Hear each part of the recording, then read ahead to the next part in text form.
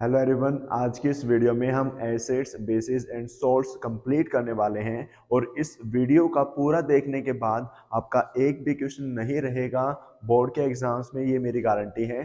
तो ये वीडियो काफ़ी ज़्यादा इंपॉर्टेंट है। हम हर टाइप के रिएक्शंस करेंगे। एसिड्स क्या होते हैं, बेस क्या होते हैं, सॉल्ट्स क्या होते हैं, और एग्जाम ओरिएंटेड पढ़ेंगे ताकि एक महीना रहता है आपके एग्जाम्स में, ताकि एक भी क्वेश्चन आपका एग्जाम में ना रहे। तो देखिए, सबसे पहले एसिड्स, भाई इनकी बेसिक प्रॉपर्टीज तो आप सभी को पता ही होंगी। जैसे आपने देखा होगा, एसिड्स क्या होते हैं, जिनके अंदर H पॉजिटिव आयंस होते हैं। जिनके अंदर आपके क्या होते हैं, H पॉजिटिव आयंस होते हैं, उनको एसिड्स कहा जाता है। जिसमें आपके OH नेगेटिव आयंस होते हैं, उनको क्या कहा जाता है, बेस कहा जाता है। और एसिड और बेस को मिलाएंगे तो आपका क्या बन जाता है, सोल्ट बन जाता है। ये सब आपने किया होगा, ठीक है। अब आपने ये भी सुना होगा कि जो एसिड है, एसिड का टेस्ट कैसा होता है, सोर, यानी कि एसिड टेस्ट में थोड़े खट्टे होते हैं। जो आपके बेस हैं, ये आपके टेस्ट में कैसे होते हैं, बिटर, यानी कि थोड़े कड़वे होते हैं। तो वही सबसे पहला, भाई एसिड की प्रॉपर्टी, तो एसिड जो है जिसमें क्या होता है, H पॉजिटिव आयन होते हैं। क्या होते हैं, H पॉजिटिव आयन होते हैं। दूसरी बात, इनका जो टेस्ट है वो कैसा होता है, आपका सोर होता है, यानी कि खट्टा होता है। नेक्स्ट आपका जो एसिड्स है वो ब्लू लिटमस को रेड में चेंज कर देते हैं। यानी कि जो आपका लिटमस पेपर है, लिटमस का जो कलर अगर ब्लू है तो उसको क्या कर देंगे, रेड कर देंगे। तो रेड कलर किस में होता है, आपका एसिड्स में।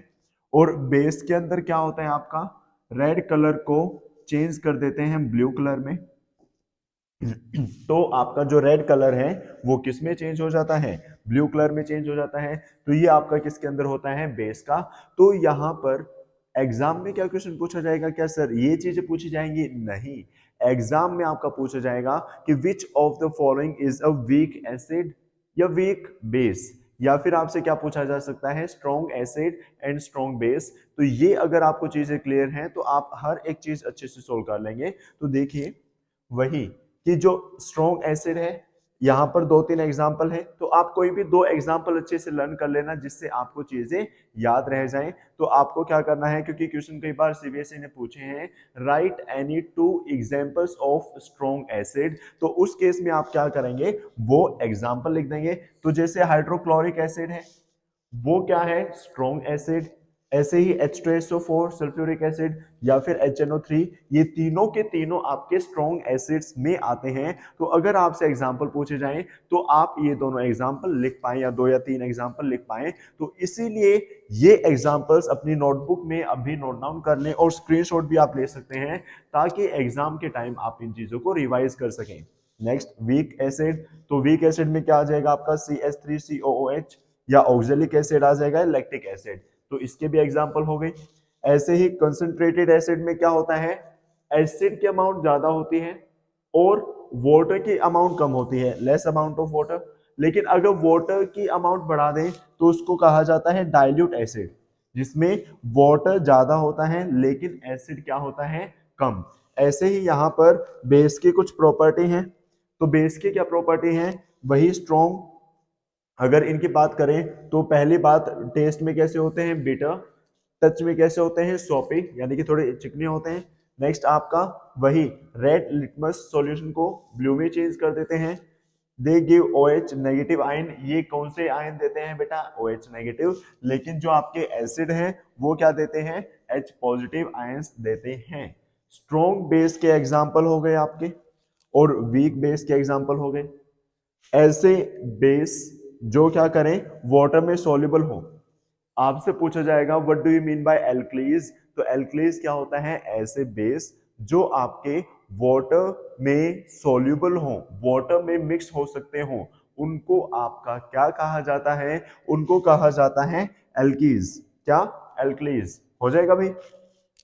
तो इसके भी एग्जांपल हो गए, सोडियम हाइड्रोक्साइड वगैरह, पोटेशियम हाइड्रोक्साइड, कर लोगे भाई। नेक्स्ट आपका इंडिकेटर्स। अब आप कहोगे सर ये इंडिकेटर्स क्या होते हैं। इंडिकेटर्स वही substances which change their colour smell in different type of substance, कि एसिड में अलग कलर होगा, बेस में अलग कलर होगा, ठीक है।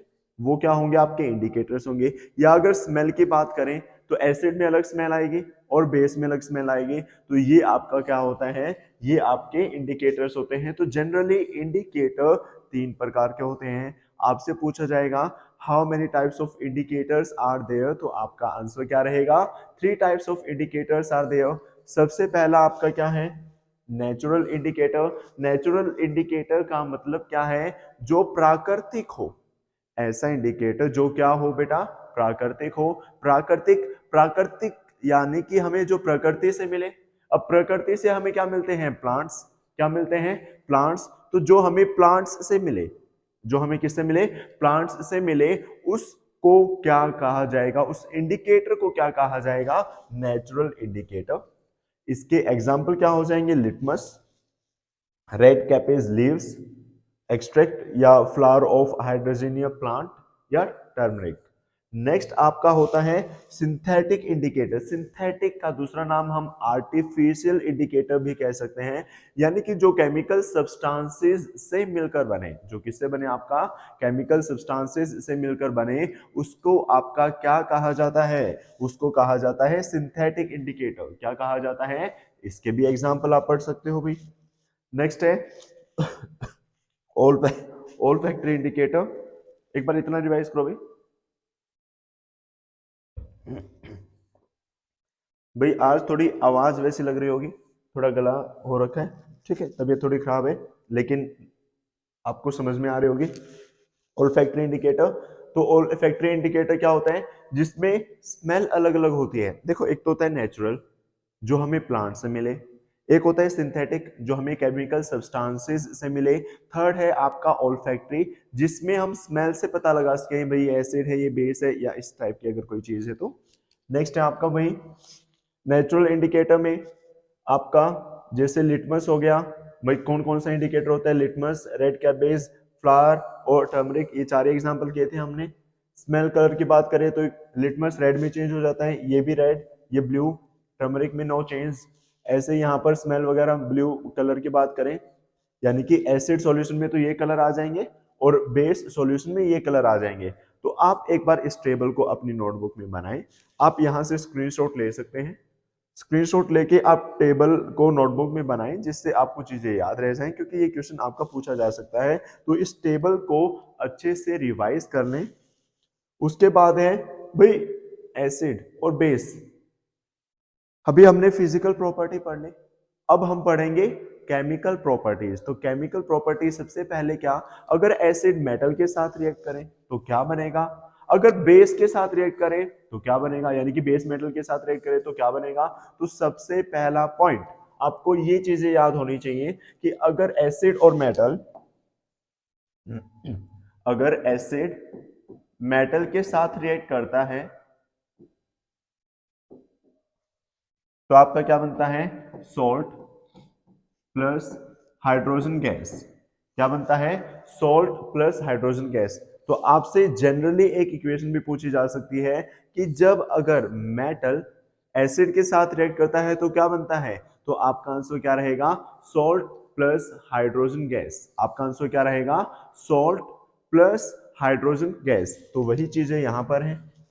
आपका एग्जांपल हो गया जैसे 2HCl, ये आपका एसिड है, ये जिंक के साथ मेटल के साथ अगर रिएक्ट करें, जैसे 2HCl अगर जिंक के साथ रिएक्ट करे तो क्या बन जाएगा बेटा, जिंक क्लोरीन के साथ, तो जिंक क्लोराइड। क्या बनेगा, जिंक क्लोराइड। और आपका हाइड्रोजन, 2 हाइड्रोजन रिमूव हो गए तो H2।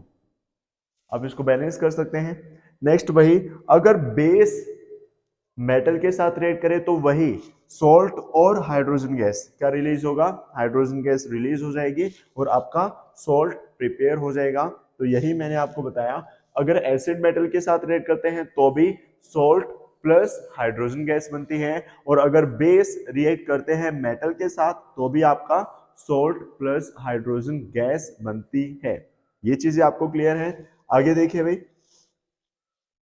इसका भी आप एग्जाम्पल कर लेते हैं, कर सकते हैं, ठीक है। नेक्स्ट, हाइड्रोजन गैस जो यहां से निकलेगी, तो इसका अगर हमें टेस्ट करना है तो टेस्ट क्या होता है, पॉपअप साउंड वाला टेस्ट होता है। कि अगर मान लो हाइड्रोजन गैस निकल रही है, वहां अगर फायर लगाएंगे तो आपको पॉपअप की साउंड आएगी। क्या आएगी, पॉपअप की साउंड आएगी। तो वही आपका क्या हो जाएगा, टेस्ट हो जाएगा इसका। नेक्स्ट है reaction of acids with metal carbonate और मेटल हाइड्रोजन कार्बोनेट। अगर हमारे पास क्या है, हमारे पास क्या है, कोई भी मेटल कार्बोनेट है, मेटल कार्बोनेट या फिर मेटल हाइड्रोजन कार्बोनेट, अगर ये रिएक्ट करते हैं तो देखो ये आपका इंपॉर्टेंट क्वेश्चन बन सकता है, क्योंकि सिर्फ और सिर्फ एसिड ही मेटल कार्बोनेट और मेटल हाइड्रोजन कार्बोनेट के साथ रिएक्ट करते हैं, बेस रिएक्ट नहीं करते, बेस हिस्सा नहीं लेते इन रिएक्शंस में। तो सिर्फ और सिर्फ आपके एसिड, सिर्फ और सिर्फ आपके एसिड ही रिएक्ट करते हैं। किसके साथ रिएक्ट करते हैं सर?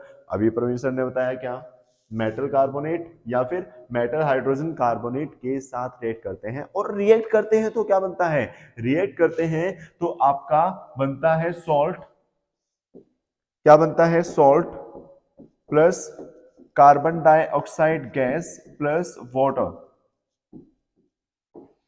तो अगर एसिड रिएक्ट करेंगे किसके साथ, मेटल कार्बोनेट के साथ या फिर मेटल हाइड्रोजन कार्बोनेट के साथ, तो क्या बनेगा, सॉल्ट बनेगा प्लस कार्बन डाइऑक्साइड बनेगा प्लस वाटर बनेगा। लेकिन अगर बेस की बात करें तो बेस के साथ रिएक्ट नहीं करता, तो आपका आंसर क्या रहेगा, they do not react with base, कि ये बेस के साथ रिएक्ट नहीं करते। ये एक एग्जांपल हो गया, एग्जांपल कर लोगे भाई दोनों में से कोई भी एक, ये सारे एग्जांपल्स हैं। नेक्स्ट है आपका देखो यही, base do not react with metal carbon, यानी कि बेस रिएक्ट नहीं करता है। नेक्स्ट है reaction of acid and base with each other. अगर एसिड बेस के साथ रिएक्ट करें या बेस एसिड के साथ रिएक्ट करे तो क्या बनेगा सर? मैंने आपको बताया था कि अगर एसिड बेस के साथ करता है तो सॉल्ट प्लस वाटर बनता है। क्या बनेगा, अगर आपका एसिड किसके साथ रिएक्ट करेगा, बेस के साथ, तो क्या बनेगा, सॉल्ट प्लस वाटर। क्या बनेगा आपका, सॉल्ट प्लस वाटर। तो अगर एसिड बेस के साथ रिएक्ट करता है तो सॉल्ट प्लस वाटर बनता है, ये बात भी ठीक है। अब एसिड वही वीक भी होते हैं स्ट्रॉन्ग भी होते हैं, बेस वीक भी होते हैं स्ट्रॉन्ग भी होते हैं। तो देखिए एसिड बेस अगर रिएक्ट करेंगे इसको न्यूट्रलाइजेशन रिएक्शन कहा जाएगा। क्या कहा जाएगा, न्यूट्रलाइजेशन। देखो कोई चीज एसिड है कोई चीज बेस है, जब ये रिएक्ट हो जाएंगे तो क्या हो जाएगा, न्यूट्रल हो जाएंगी चीजें। कैसे हो जाएंगे, न्यूट्रल। तो एसिड और बेस मिलकर क्या किस टाइप की रिएक्शन बनाते हैं या किस टाइप की रिएक्शन करते हैं, तो वो आपकी होती है न्यूट्रलाइजेशन रिएक्शन। क्या रहेगी, न्यूट्रलाइजेशन रिएक्शन। क्लियर है? तो वही ये चीज है कि अगर स्ट्रॉन्ग एसिड और वीक बेस है तो सोल्ट कैसा होगा, एसिडिक, क्योंकि स्ट्रॉन्ग एसिड जो है वो स्ट्रॉन्ग है इसलिए आपका सोल्ट भी एसिडिक होगा प्लस वाटर। अगर एसिड वीक है और बेस क्या है, स्ट्रॉन्ग, तो सोल्ट कैसा बनेगा, बेसिक बनेगा। क्या बनेगा भाई, बेसिक। अगर आपका एसिड भी स्ट्रॉन्ग है और बेस भी स्ट्रॉन्ग है तो दोनों न्यूट्रल रहेंगे, न्यूट्रल हो जाएंगे, तो इसलिए सोल्ट कैसा बनेगा, न्यूट्रल प्लस वाटर। ऐसे ही वीक एसिड वीक बेस क्या बनेगा, न्यूट्रल। तो अगर आपका एसिड स्ट्रॉन्ग है तो एसिडिक सोल्ट बनेगा, अगर बेस स्ट्रॉन्ग है तो बेसिक सोल्ट बनेगा, और अगर दोनों वीक हैं तो न्यूट्रल बनेगा, या दोनों स्ट्रॉन्ग हैं तो भी आपका क्या बनेगा, न्यूट्रल बनेगा। Next reaction of metallic oxide with acids. जब मेटेलिक ऑक्साइड बोले तो जिसे MgO, मैग्नीशियम ऑक्साइड, जब ये एसिड या बेस के साथ रिएक्ट करते हैं तो क्या बनाते हैं सर?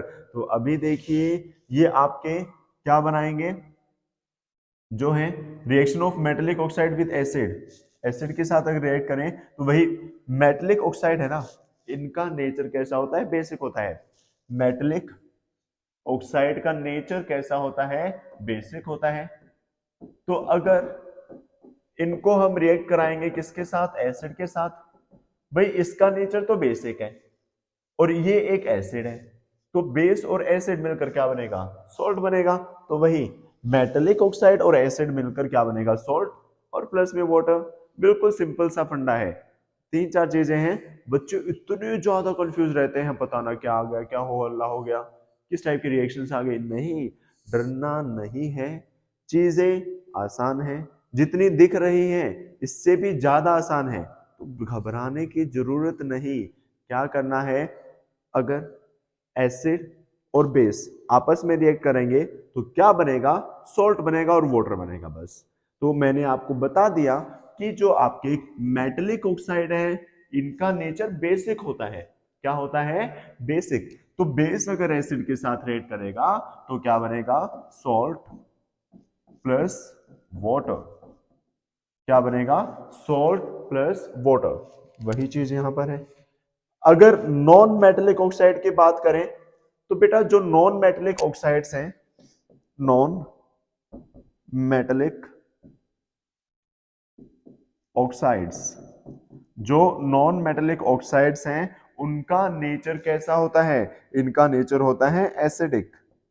इनका नेचर कैसा होता है, एसिडिक। अगर इनका नेचर एसिडिक है तो ये किसके साथ रिएक्ट करेंगे, बेस के साथ रिएक्ट करेंगे। किसके साथ रिएक्ट करेंगे भाई, बेस के साथ। तो वही एसिड और बेस मिलकर आपका क्या बनेगा, salt plus water. Non metallic oxide base के साथ मिलकर सॉल्ट प्लस वाटर, एग्जाम्पल हो गया इसका। तो रिएक्शन ऑफ एसिड और रिएक्शन ऑफ बेस, कि एसिड किसके साथ रिएक्ट करके क्या बनाएगा, बेस किसके साथ रिएक्ट करके क्या बनाएगा, यानी कि जो चीजें हमने पढ़ी हैं उसी का रिकैप है। क्या, एसिड अगर मेटल कार्बोनेट के साथ रिएक्ट करता है तो क्या बनाता है, सॉल्ट, कार्बन डाइऑक्साइड वाटर, यही बनाता है। और बेस मेटल कार्बोनेट के साथ रिएक्ट ही नहीं करता, और बेस मेटल हाइड्रोजन कार्बोनेट के साथ भी रिएक्ट नहीं करता। ये चीज मैंने आपको बताई थी, हो गई रिवाइज। नेक्स्ट आपका एसिड और मेटल मिलके वही salt plus hydrogen, acid metal hydrogen carbonate के साथ वही सेम प्रोडक्ट बनेगा, salt, carbon dioxide, water, same चीज है। एसिड मेटेलिक ऑक्साइड वही सॉल्ट प्लस वाटर, और एसिड और base salt plus water, same चीज यहां पर है कि इसके साथ भी रिएक्ट नहीं करता, इसके साथ भी रिएक्ट नहीं करता। बेस और एसिड मिलकर वही सॉल्ट प्लस वाटर, और बेस और नॉन मेटेलिक ऑक्साइड मिलकर सॉल्ट प्लस वाटर। आपका मोस्ट ऑफ द 50 से ज्यादा परसेंट क्वेश्चन अगर इस चैप्टर के आएंगे तो इसी कंसेप्ट से रिलेटेड आएंगे। तीन चार चीजें याद करनी है, एसिड मेटल कार्बोनेट के साथ रिएक्ट करेगा तो सॉल्ट, कार्बन डाइऑक्साइड, वाटर, ऐसे ही मेटल हाइड्रोजन कार्बोनेट के साथ एसिड और मेटल सॉल्ट प्लस हाइड्रोजन, और बाकी में आपका salt plus water, salt plus water, same चीज यहाँ पर रहेगी। तो आप इन चीजों को रिवाइज कर सकते हैं। तो इस वीडियो को 2-3 बार देखें जिससे ये चीजें आपको रिवाइज रहें, और एग्जाम में आप एक भी क्वेश्चन नहीं छोड़ पाएंगे अगर आपने इस वीडियो को अच्छे से देख लिया है। तो वही similarities between all acid and all base, कि सभी एसिड में एक खास बात क्या है और सभी बेस में एक खास बात क्या है। भाई सभी एसिड हैं और सभी बेस है, कुछ खास बात होगी तभी तो इनको एसिड और इनको बेस कहा गया है। तो वो बात क्या है, वो देखिए। वही सभी एसिड्स में क्या होता है, सभी एसिड्स में, बिल्कुल स्टार्टिंग में मैंने यही पॉइंट बताया था कि सभी एसिड्स में क्या होता है, H पॉजिटिव आयंस होते हैं। क्या होते हैं, H पॉजिटिव आयंस होते हैं। Next, acids produce H positive ion in solution, वही जिसमें भी मतलब सॉल्युबल होगा क्या, H पॉजिटिव आयंस रिलीज करेगा। ऑल बेसिस है, लेकिन सभी बेस में क्या होता है, OH नेगेटिव। सभी बेस में क्या होता है, OH नेगेटिव। ये बिल्कुल स्टार्टिंग में ही बता दिया था मैंने, तो क्लियर है। तो ये चीजें भी आपको हो जाएंगी। उसके बाद भाई आगे देखिए, एसिड्स प्रोड्यूस, वही प्रेजेंस ऑफ वाटर में भी H पॉजिटिव और ये OH नेगेटिव। वही H positive ion can not exist alone, alone exist नहीं करता। तो जो H पॉजिटिव आयन है ये अगर वाटर के साथ रिएक्ट करेगा तो क्या बना लेगा, H3O पॉजिटिव। क्या बना लेगा, H3O पॉजिटिव। और वही HCl वाटर, H3O पॉजिटिव और क्लोरीन आयन बन जाएगा। Base when dissolve in water, ये तो क्या है, जब आपका एसिड को वाटर में डिसॉल्व किया जाए, और अगर बेस को किया जाए तो बेस क्या लेकर आता है, OH। बेस क्या लेकर आता है, OH नेगेटिव आयन लेकर आता है। तो जब ये रिएक्ट होगा तो क्या बनेगा आपका, OH नेगेटिव आयंस बनेंगे। तो वही बेसिस सोल्यूबल इन वाटर, ऐसे बेस जो पानी में सोल्यूबल हैं।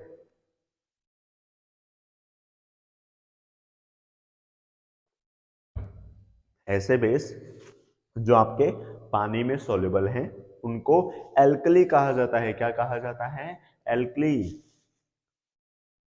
वही while diluting acid it is recommended that, देखो आपने एक चीज देखी होगी, जैसे पुराने जमाने में घरों में, आजकल क्या होता है पुट्टी होती है या पेंट होता है, लेकिन पुराने जमाने में सफेदी होती थी जिसको व्हाइट वॉश कहा जाता है। क्या कहा जाता है? व्हाइट वॉश है सफेदी।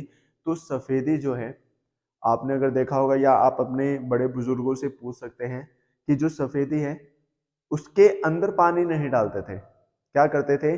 पानी का ड्राम लिया, कोई ड्रम ले लिया, उसके अंदर सफेदी डालते थे। क्यों? अगर उसमें मतलब अगर क्या होगा, सफेदी की अमाउंट कम है, मतलब ज्यादा है और पानी की अमाउंट कम है, तो ये एक एक्सोथर्मिक रिएक्शन है। और एक्सोथर्मिक रिएक्शन में क्या होता है? हीट इवोल्व होती है। हीट क्या होती है? इवोल्व, बाहर निकलती है। और जब हीट बाहर निकलेगी तो वो हमारे लिए हार्मफुल हो सकती है, इंसान जल सकता है। तो इसलिए इस चीज को रिकमेंड किया जाता है कि जब सफेदी वगैरह को में पानी मिक्स करना हो तो क्या करो, पहले पानी डाल लो और उसके अंदर धीरे धीरे सफेदी डालो, तो वो एकदम से मतलब आउट ऑफ कंट्रोल नहीं होगी रिएक्शन। ये चीज भी आपको समझ में आई कि ऐसा क्यों किया जाता है। तो वही, ये एक एक्सोथर्मिक रिएक्शन होती है। तो हर चीज का आंसर आपको साइंस में मिलने वाला है अगर आप कंसेप्ट को समझेंगे, चीजों को रटेंगे नहीं। अगर आपका कंसेप्ट क्लियर है, आप चीजों को समझ के चलेंगे तो आप चीजें अच्छे से कर सकते हो। लेकिन अगर आपका कंसेप्ट ही क्लियर नहीं है तो कोई फायदा, कोई बेनिफिट नहीं है। तो वही चीज यहाँ पर, वाइल डाइल्यूटिंग एसिड, जब एसिड को डाइल्यूट किया जाए, it is recommended that the acid should be added to water, कि एसिड को वाटर में डालो, वाटर में एसिड में डालो। ठीक है, नोट वाटर, वही क्या करो, वाटर में एसिड डालो, एसिड में वाटर मत डालो। मैंने गलत बोल दिया था, इस चीज को हाँ देख लेना, क्लियर अभी हो जाएगा, क्योंकि ये हाईली एक्सोथर्मिक रिएक्शन होती है इसलिए। Strength of acid and base solutions की अगर इनकी स्ट्रेंथ की बात की जाए तो स्ट्रेंथ देखिए, आपका जो भी स्ट्रेंथ है भाई, कोई चीज हम कैसे कहेंगे कि ये वीक एसिड है या स्ट्रॉन्ग एसिड है, या हम कैसे कहेंगे ये वीक बेस है या स्ट्रॉन्ग बेस है, वो आपका किससे पता चलेगा? उसकी रेटिंग से पता चलेगा। जैसे मान लो मैं गाड़ी चला रहा हूँ भाई, मुझे ये पता है कि गाड़ी धीरे चल रही है या तेज चल रही है, लेकिन गाड़ी के अंदर एक स्पीडोमीटर भी होता है जो स्पीड मेजर करता है, जो हमें एक्यूरेट बताता है भाई ये इसकी स्पीड इतनी है, इसकी स्पीड इतनी है, इस टाइम पर इतनी, इस टाइम पर इतनी। ये चीज आपको पता है। तो वही चीज मैं आपको बताना चाहता हूं यहाँ पर, क्या, कि जो आपके एसिड या फिर क्या बेस होते हैं, इसको मेजर करने के लिए एक पीएच स्केल होता है। क्या होता है? PH scale. पीएच की फुल फॉर्म आपसे क्वेश्चन पूछा जाता है। पीएच की फुल फॉर्म होती है पावर ऑफ हाइड्रोजन, कि उसमें हाइड्रोजन H पॉजिटिव आयंस कितने हैं, क्लियर है? तो वही पीएच, वही scale for measuring H positive ion concentration, जो किसको मेजर करे? H पॉजिटिव आयन की कंसंट्रेशन को मेजर करे, उसको ही क्या कहा जाता है? P स्टैंड फॉर वही potence, a German word which means power, यानी कि जो H पॉजिटिव आयंस की पावर को मेजर करे उसको ही क्या कहा जाता है? PH scale. तो पीएच स्केल जो है आपका, इसमें आपकी नंबरिंग होती है भाई, तो जीरो से स्टार्ट होता है, 0 1 2 3 7, और लास्ट में कहां तक जाता है? 14 तक। कहां तक जाता है भाई? 14 तक। तो जो 7 है, हाफ, बिल्कुल ये हाफ जो है ये क्या होता है भाई? न्यूट्रल। ये कैसा होता है आपका? न्यूट्रल। यानी कि अगर किसी भी चीज का पीएच 7 है तो इसका मतलब क्या है? ना तो वो एसिड है ना वो बेस है, और जो एसिड और बेस ना हो वो चीज क्या होती है? न्यूट्रल होती है, यानी कि इन दोनों के बीच का। और अगर पीएच 7 से कम है तो क्या होगा? एसिड होगा। अगर पीएच 7 से कम है तो क्या होगा आपका? एसिड होगा। और अगर पीएच 7 से ज्यादा है, पीएच क्या है? 7 से ज्यादा, और अगर 7 से ज्यादा है तो उसको क्या कहा जाएगा? बेस कहा जाएगा। क्या कहा जाएगा आपका? बेस कहा जाएगा। तो अगर pH 7 से कम है तो वो एक एसिड होगा, और अगर pH 7 से ज्यादा है तो आपका बेस होगा। तो यहां पर न्यूट्रल के पास जो भी ये होंगे एसिड होंगे, इनको कहा जाएगा वीक एसिड। क्या कहा जाएगा? Weak acid. Acid neutral point के पास जो बेस होंगे उनको क्या कहा जाएगा? वीक बेस कहा जाएगा। क्या कहा जाएगा? Weak base. लेकिन न्यूट्रल पॉइंट से जो ज्यादा एक्सट्रीम एंड पर होंगे उनको कहा जाएगा स्ट्रॉन्ग एसिड, और इधर वालों को क्या कहा जाएगा? Strong base. क्या कहा जाएगा? Strong base. वही इधर कलर कैसा होता है? रेड, इधर क्या होता है? ब्लू, बीच में क्या होता है? ग्रीन। ये धीरे धीरे धीरे धीरे रेड हो जाता है और ये धीरे धीरे धीरे ब्लू की तरफ कन्वर्ट होता जाता है। तो वही चीज इसने कह रखी है, if value of pH is equal to 7, अगर 7 के बराबर है तो वो न्यूट्रल सॉल्यूशन है। 7 से क्या है? कम है तो वो एक एसिडिक सॉल्यूशन है, और अगर 7 से ज्यादा है तो वो कैसे सॉल्यूशन है? बेसिक सॉल्यूशन है। कैसा सॉल्यूशन है भाई? बेसिक। तो उम्मीद है ये चैप्टर आपको अच्छे से समझ में आया होगा। जो भी मेन कंसेप्ट थे मैंने सारे के सारे कंसेप्ट आपके इस वीडियो में कंप्लीट करा दिए हैं। ये नहीं है कि हम भाई वीडियो को 5-6 घंटे तक खींच दें, उसमें तो आपका मतलब वही हो जाता है। तो वन शॉट वीडियो का मतलब क्या है? जो डाटा आपके एग्जाम के लिए इंपॉर्टेंट है, जो कंसेप्ट आपके लिए इंपॉर्टेंट है, उनको अच्छे से डिलीवर करना। अगर मेरी इस वीडियो से आपका थोड़ा बहुत भी बेनिफिट हो तो मुझे मतलब बहुत ज़्यादा खुशी मिलेगी। तो इस वीडियो को लाइक करें अगर आपको अच्छी लगी हो तो, अगर नहीं लगी हो तो बेशक मत करना। और अगर आपको किसी भी क्वेश्चन में, किसी भी चीज़ में कोई डाउट रह गया हो तो आप मुझे कमेंट करके बता सकते हैं। और आप चैनल पर जाएंगे तो प्लेलिस्ट में आपको हर चैप्टर की वन शॉट वीडियो मिलेगी। तो पेपर में जाने से पहले इन वीडियोस को बिल्कुल ना भूलें, हर एक वीडियो को अच्छे से देखें, क्योंकि अगर आपने ये वीडियोस अच्छे से देख ली तो आप अच्छा स्कोर कर सकते हैं। सिर्फ एक महीने के अंदर, अगर अभी तक भी आपने कुछ नहीं पढ़ा तो भी एक महीने के अंदर आप बहुत अच्छा स्कोर कर सकते हैं सिर्फ इन वीडियोस की हेल्प से। तो मिलते हैं नेक्स्ट वीडियो में। Till then bye bye, take care, have